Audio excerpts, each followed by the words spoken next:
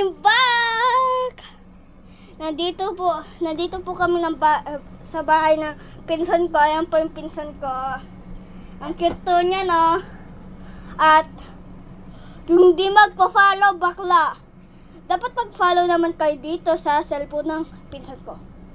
Di po niya ito cellphone. Mag-follow po kayo niya. Follow niyo po siya, no? Mamayang gabi po, wala na pong video. Kasi, di ako matutulog dito. Guys, maganda yung bahay nila. Tignan nyo po tong laruan nila. Ay, lapit na nga dito. Tignan mo yung laruan nila, guys. Tignan nyo, ha.